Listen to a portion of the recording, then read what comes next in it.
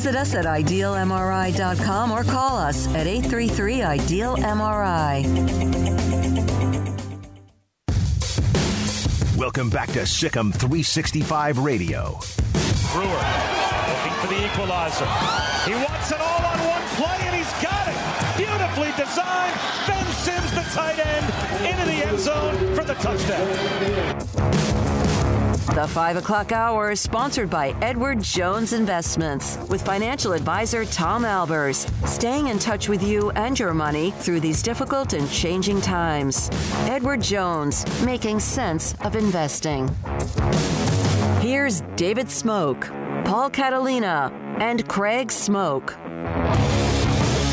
We have a room full today. Craig and Paul, David Smoke with you. Also, Amelia Myers, CJ's here, and, of course, Armstrong Sims as well. And we're now joined, part 2 of this Monday show, with former Baylor defensive coordinator Phil Bennett, who was gracious enough last week to accept an invitation to join us weekly. It'll be at 5 o'clock on Mondays. How much did you have fun talking to Coach Monty just then? You know, I enjoyed watching the game so much that I talked to him earlier today. I didn't know he was going to be on the show, and I'm just really proud of him and the whole staff. As you said, it's almost Baylor North. Yeah, you know, it is. And even with Zach and, you know, my late wife, the coach at Grandview was my late wife's nephew. So I guess he was my nephew. And so I've been involved with Zach since he was little. And I was just happy for all of them. The Trahan brothers. It was a hell of a win. The Nitsche Group offering personal and business insurance through our Waco office since 1949. Thousands of Texans have relied on the Nitsche Group for personal and commercial insurance policies, sponsoring the Phil Bennett Show on Mondays on SicEm365 Radio. Phil, Baylor's defense played well enough to win the game, very much so. It mainly was on what happened with the offense not being able to stop Stills, block him, or anything else. What did you see, and is it something that you think Baylor can correct to give Charlie time? Well, one thing you didn't mention, you know, when you miss 3 opportunities of field goals, you know, it's a third of the game, Smokey, and we had opportunities to score, number one, in that. The other thing is that we were never offensively able to make them pay for their turnovers. You know, early in the game, the interceptions, we just didn't make them pay. That would have really put their whole how they call plays at a different mindset. And I really thought that between the special teams and not taking advantage of the turnovers, I mean, very few teams win with 4 turnovers. I felt like West Virginia was very lucky to win that game. You know, with 2 interceptions and 2 fumbles. Phil, is there something too that there's just some teams and some schemes that have your number? I mean, it's not necessarily. I mean, I know it's about execution, but there's just some matchups that are just never going to be right for you as a team. You know, I don't think so. I mean. I really don't. I think that place for Baylor, you know, number one, even without fans, the trip and having to get there, the way you get there, it's a chore. I mean, going that far, and, you know, I can still remember talking to the Oklahoma staff after, if you remember that night they had that snowy game, it was like 66 to 62. You know, it's something about that place. And, you know, I thought, as Smokey said, we played well enough. And we were in position to score. I thought we were right down there on the 4th down. I thought we'd score. I really did. But when we went there in 2016, Paul, our last year with Jim Grovey, you know, we should have won that game. And it was very similar to the game Saturday. We did enough.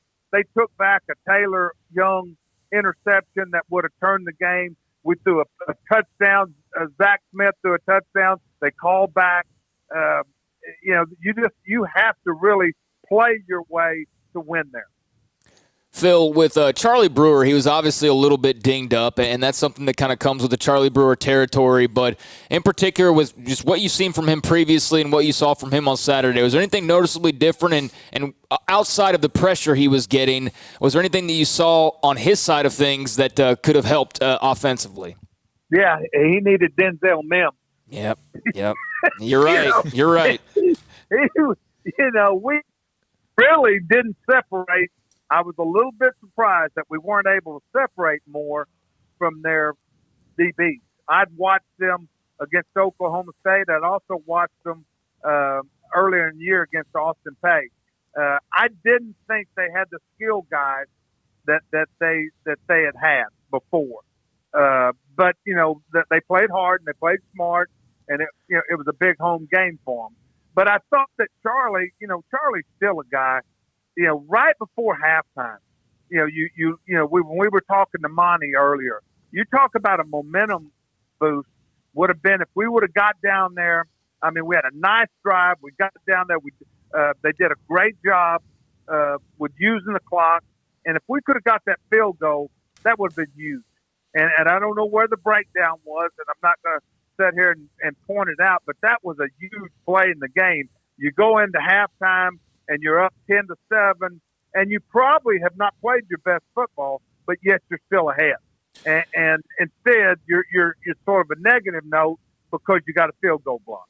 Yeah, the field goal, the three of them. Yep, in fact, he's right. Not a lot of people were talking about that after the game. They're talking about the O-line, or they were talking about Charlie, but they were not talking about receivers getting separation or all the penalties or the missed opportunities with the turnovers or the missed field goals. The defense did create those turnovers, and they still look like they're flying to the football. Yeah, there was a drive at the beginning of the game, and then they got that second overtime. It was basically then the balloon had popped. Overall, did you still like what you saw from them based on what you saw in the first game? Yeah, I thought they played fast. Now, I think that West Virginia found a little chink in the armor. They started running the same side zone, and what that did, even though they weren't killing us, they were getting enough to keep the ball away from our offense. They're in the third and the fourth quarter. Their running back, when I say stage side zone, they go a full flow one way, and then the back takes it straight, chases right up behind the zone. And they found a little opening there. And what that does, like three possessions, it gave them an extra 4 minutes on the clock that we didn't have a chance, to get the ball to our guy, and Charlie to work his magic. And when you're on the road, that's a big deal. Stops are crucial. Phil Bennett, former Baylor defensive coordinator, will join us on Mondays on SicEm365 Radio and discuss what Baylor's done. Of course, they're off this week, and also the rest of college football. Paul? Phil, Dave Aranda said in the postgame that he never considered taking Charlie out to maybe give him a breather and kind of see things. When's the line to do that? I mean, not even taking him out for the game, but just taking him out for a series to get a breather. You've been a head coach. You've had to make these decisions. When's the line to maybe take a quarterback out and calm him down? Well, first of all, Charlie's a seasoned guy. He's played in big games. Dave knows that. Larry Fedora knows that. And Paul, there's a saying. There's a reason he's your starting quarterback. And it's like playing golf. You might bogey 2 or 3 holes, double bogey, but that if you keep stressing it, you're going to get your drive ironed out. And Brewer's a winner. And Larry and Dave both know that. I never thought it wasn't like he was throwing, just totally reckless and not good with the ball. There were some other things there, like I said, the receiver, getting, we only rushed for 27 yards. Mm-hmm. Do you know how much pressure that puts on a quarterback when they know you're going to throw and those things, and they can control the line of scrimmage? So I agree 100% on what Dave said. What's more important, the game plan during the week or the ability as a coaching staff with the players you have to be able to make adjustments once the game begins? Well, I think it's a combination, because, you're going to base your game plan. It's a game of matchups. David, I used to tell you that all the time. It's a game of matchups. And you've got to make sure your matchups are favorable or at least equal to who you're playing.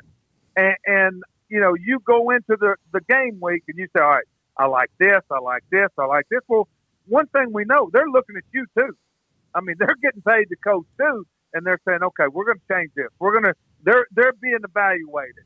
And then one of the things that I think great coaches or really good coaches always do, they don't have to recreate a package. Their package evolved. Maybe like during the game, maybe West Virginia was giving us a little bit more prep than maybe Larry thought. Well, there's a couple of stack routes, different things that they know, and the kids know it. And that's why simplicity is good. I think that in answer to your question, you've got to be ready to. I thought the second half, I did. I say this again. Of course, I was a homer. I thought we scored on that play on the goal line. Yeah. And I believe if it had been in McLean Stadium, we'd have won that game. Well, I think everybody but the officiating crew was on board. Unfortunately, Phil, they're the only ones that matter in that moment. The 3-3-5 stack that West Virginia runs, how difficult is that to pick up on because of it's kind of like an offense that's very multiple and that they can just bring stuff from all different angles? Well, one of the things with the three, it's sort of like what Phil Snowball do. You're plugging in a fourth guy somewhere, And what happens, and I really did, I thought we would have, you zone and you block an area.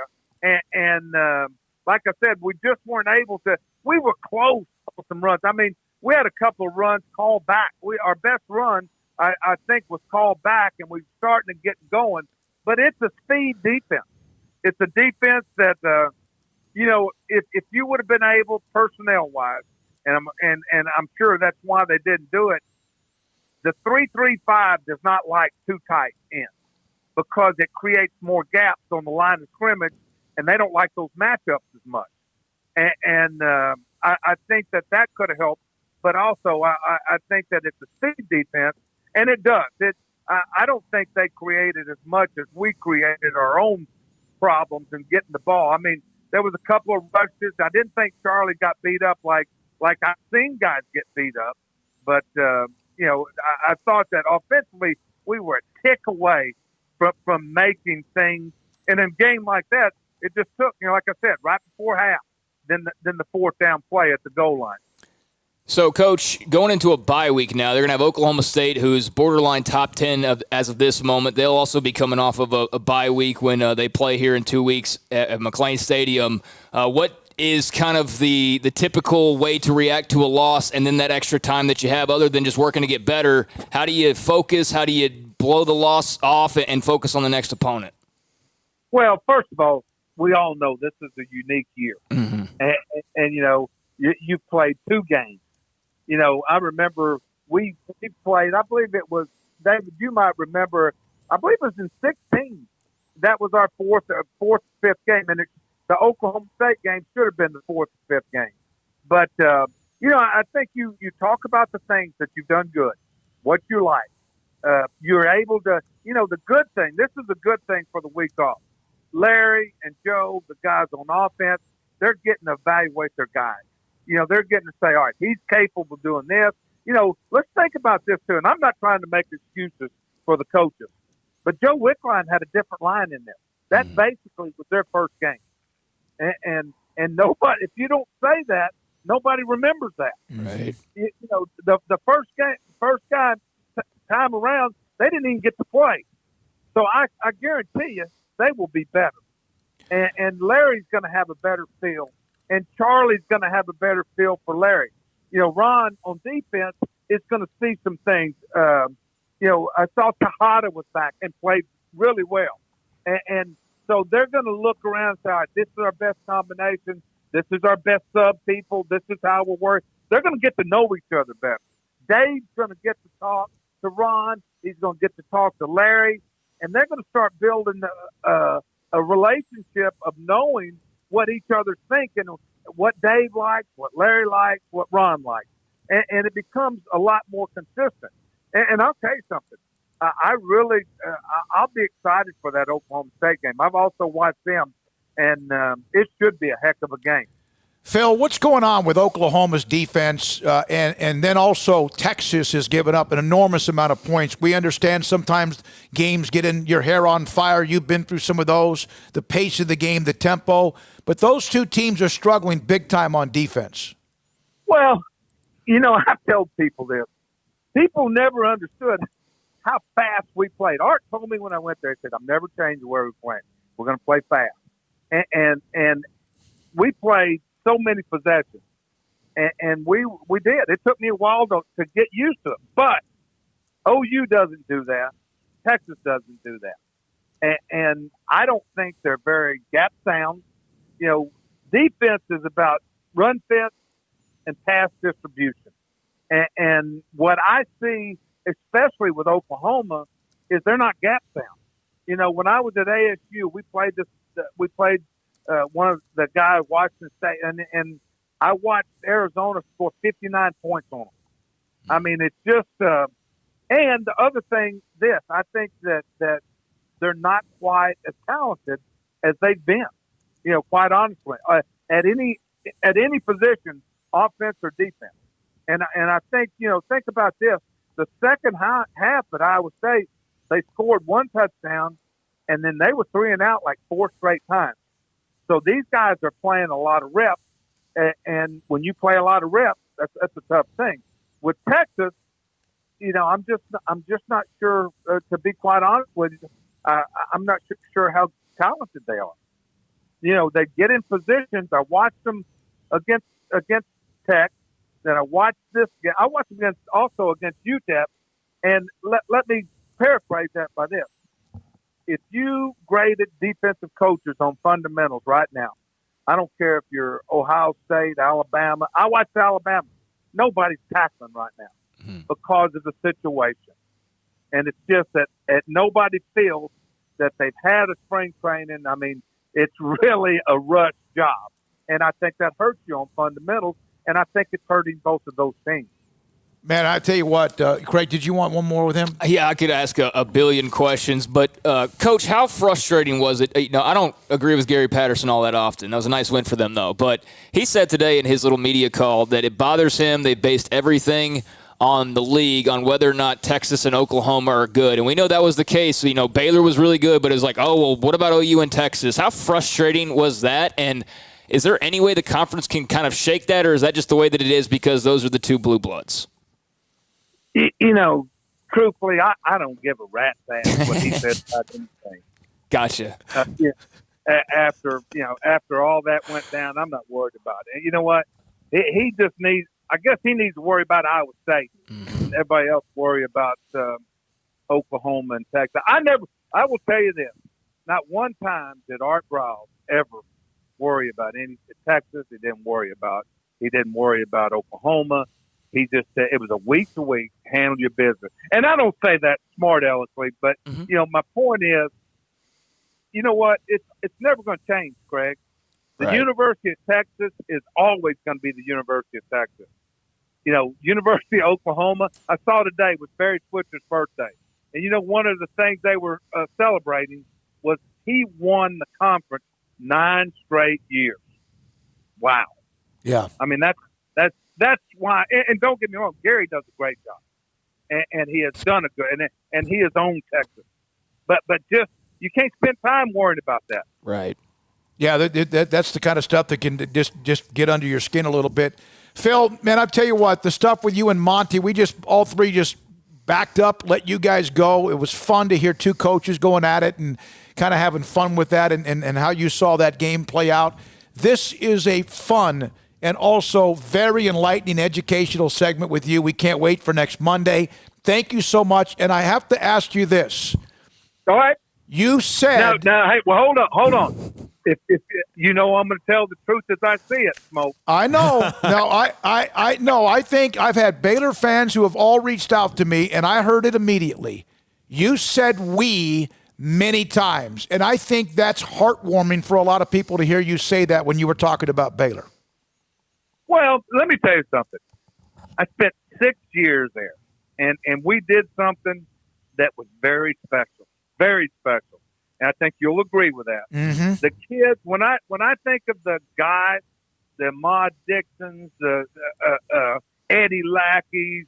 I mean, I could go on and on. KJ Morton, Joe, all those kids, and it's just I don't have thoughts of negativity. I don't like some of the things that happen, but at the same time, the people at Baylor are wonderful. And I'll tell you this, I'm a Dave Aranda fan, always have been. You know, Dave and I remember a short story. When I was at Pitt, I stayed up way late one night to teach him or to help him play Navy in the option. So I'm pulling for him. And like I said, I don't know if you talked to Larry, but I almost had to, with his whole family after me. Thank God they like me now. I sent him that text or that tweet that I put up quoting you, and he sent back the laughing emojis. He goes, "That happened. That actually happened." And, hey, but when you're a young guy, I think he was probably 12 or 13. I was 20. And like I said, the Dixie Chicken was closing. I needed that game to end. You had a big strike zone then, huh? Oh, my God. Phil, this is great. Thank you, man. Always consider you an incredible friend. Thank you so much. Thank you, guys. That's Phil Bennett. Oh, my God. That's awesome. That's just so awesome. And the fact that he jumped in with Coach Monty as well. And thanks again, the Nitsche Group, offering personal and business insurance through their Waco office since 1949. Thousands of Texans have relied on the Nitsche Group, personal, commercial insurance policies. Special thanks to George Harmon for helping make that happen with Phil Bennett with us on Mondays at 5 o'clock. The Nitsche Group certainly get a bang for their buck with that segment. And, he's totally right. And I in hindsight, maybe don't ask that question about Gary Patterson's, but I'm glad that I did because of the response that it got. No. And he's right. You can't worry about things like that. And it's never going to change. He's absolutely right. I've had that conversation a million times with people. By the way, Copperas Cove had their game with with Red Oak canceled because of COVID last week.